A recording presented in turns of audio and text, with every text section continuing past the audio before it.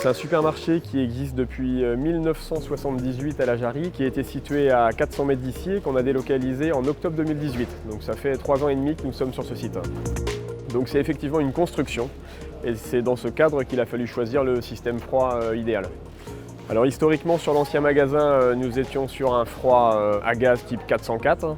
Il a fallu faire un choix effectivement qui était à la fois économique, un choix d'époque et un choix environnemental. Donc pour ça on s'est appuyé sur des experts, notamment notre prestataire de l'époque qui était déjà Froid Climatisation 17. Et tous ces paramètres réunis nous ont amené à prendre la décision de mettre une centrale full CO2, que ce soit froid positif ou froid négatif, sur le nouveau magasin.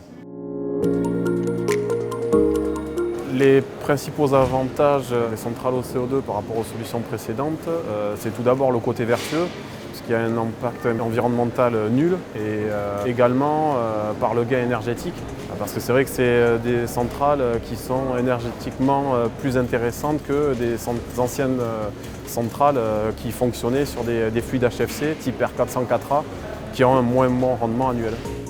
Alors c'est effectivement un investissement à un instant T, mais c'est aujourd'hui, d'un point de vue économique, ce qui nous permet au quotidien d'avoir la consommation la plus raisonnée et d'avoir un impact sur l'environnement également le plus raisonné ou le plus faible.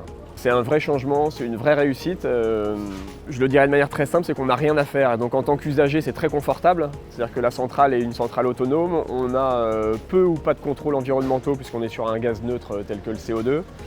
Au quotidien, on suit nos courbes de température de chaque meuble par ordinateur ou sur le téléphone. En cas de déficience de température, on a une alarme qui arrive et on peut la corriger ou la suivre ou faire appel au frigoriste. Mais c'est effectivement très très confortable à vivre au quotidien.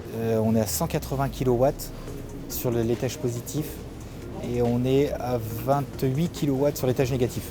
Il faut alimenter les vitrines réfrigérées positives, des trades, charcuterie, boucherie, des chambres froides.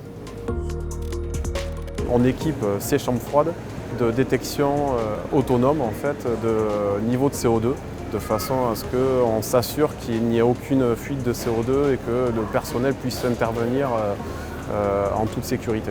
C'était oui, en plus c'est l'une des premières qu'on a installées et c'était le tout début du CO2. C'était innovant, intéressant. Ouais.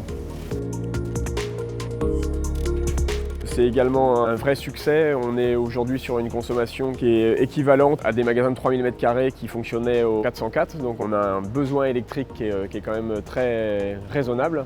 Qui plus est, la centrale froid a été mixée à une récupération de chaleur qui nous permet d'envoyer de l'eau à travers l'échangeur à plaques, d'envoyer de l'eau vers le roof qui lui génère le chauffage. Donc on a une solution, on est gagnant-gagnant entre la centrale froid et le roof qui génère le chauffage et la climatisation du magasin.